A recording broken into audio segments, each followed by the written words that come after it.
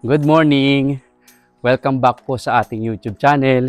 Ako na naman po ito si Dindo Vergara, ang inyong realtor vlogger. Nandito tayo ngayon sa Barangay Binubusan, dito sa Lian, Batangas. And for today, hindi po tayo mag-house tour, hindi bahay ang ipapakita ko sa inyo, kundi ang ipapakita ko sa inyo ay isang resort, Bali-inspired resort. So tara! Ayan o.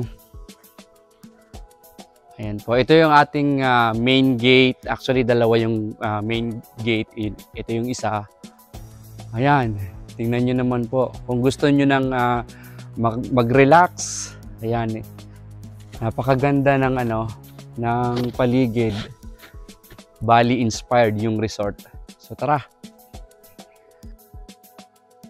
For sale na po itong resort. Ayan. Ipakita ko po sa inyo yung kabuuan. Ayan, maglakad-lakad tayo. Ito, very spacious naman. Kayang mag-accommodate ng 1, 2, 3, 4, 5, 6 to 7 car sa parking. Ayan. So ito po ay 1,800 square meters of lot area. Ayan po. Meron lang mga konting for repairs tulad ng ito yung bubong. Pero as per owner, negotiable naman siya. Pwedeng ibawas na lang sa presyo. Ayan. So may mga for repairs sa bubong. Ating dining area dito. Ayan. 1, 2, 3, 4, 5, 10.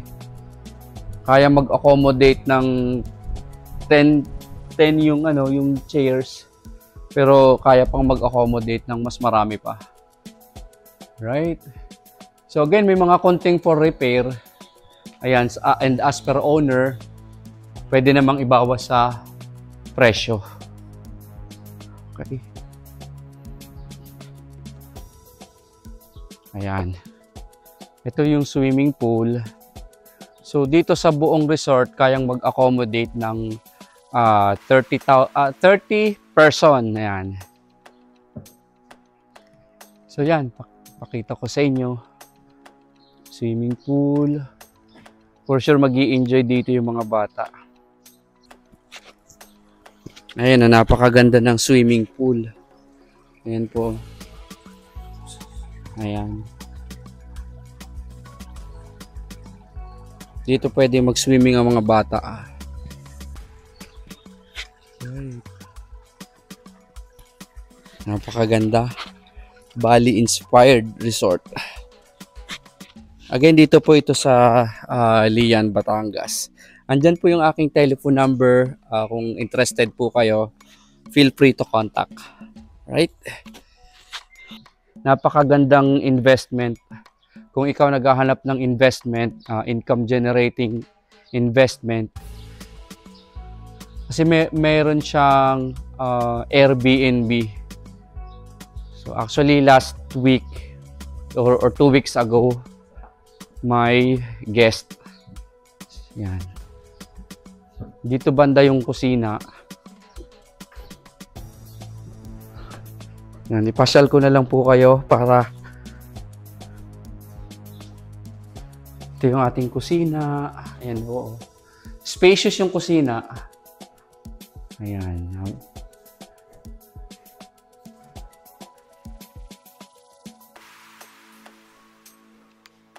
And then doon may dalawang room pa. Actually isang room para sa staff. And then may toilet and bath. Tara.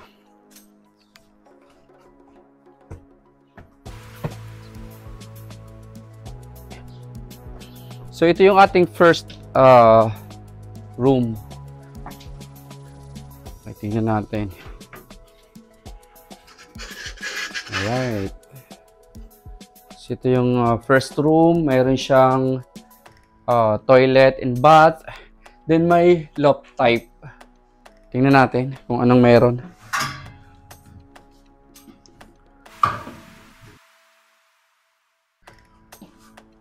Ayan o. Meron siyang ayan po. Medyo madilim. Okay. Walang ilaw. Ano kaya mangyayari? Ayan. Ayan yung ating toilet and bath. Okay.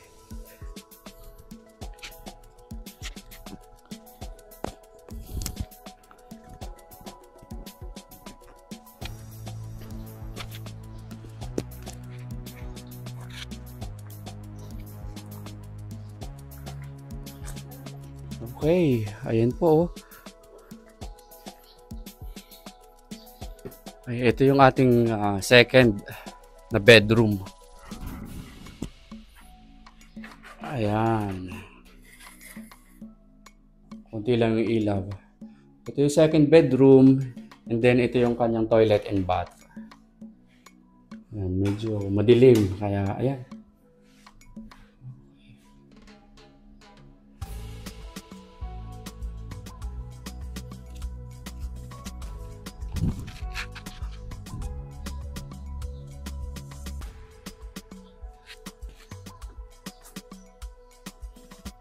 So, napakaganda ng lugar. Para kang nasa valley talaga. Valley inspired. And then ito, room din siya na parang entertainment area. Ayan siya. Yung kama niya parang malaking upuan. Ayun o.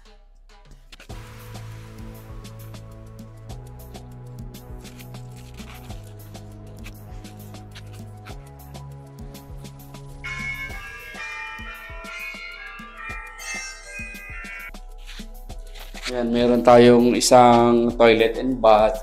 And then ito, stock room. Meron tayong lababo dito. Ayan. Okay. So, ipapakita ko sa inyo. Ayan, meron ditong playground. Ito, meron tayong net ng pang badminton. Ito dito, ito room din siya. Meron siyang dalawang double deck. Ayan oh. So napakaraming guest ang ma-accommodate. Ayan.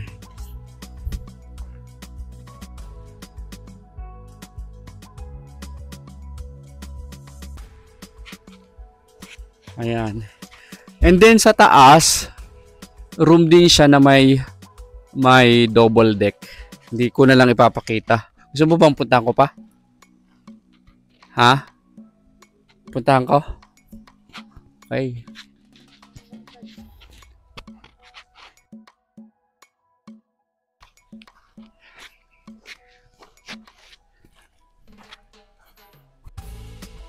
Tara sa roof deck.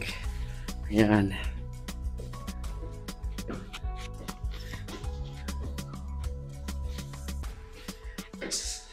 Hindi pala roof deck. Sa second floor rather. Second floor. Dito sa second floor, meron pa tayong 2 bedrooms. Ito yung isa. Ayan. And then, ito yung kanyang toilet and bath. May mga cabinet, may AC.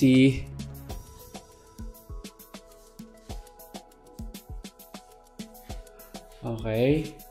And then, ito yung isa pa. Ayan.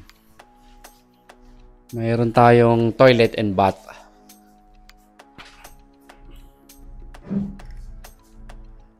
Okay. Tara sa roof deck.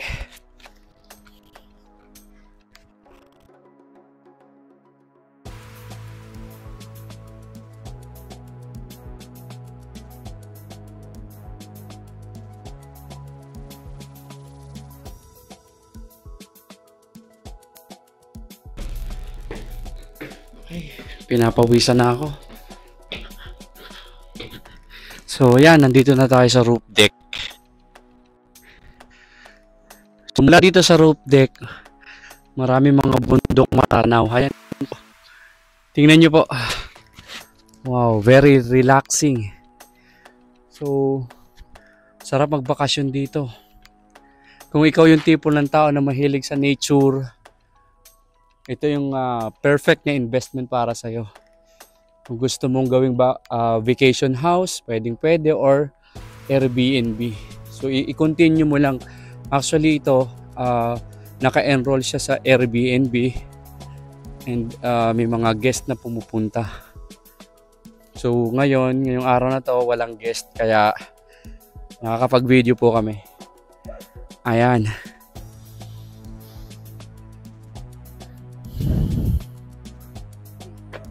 Alright.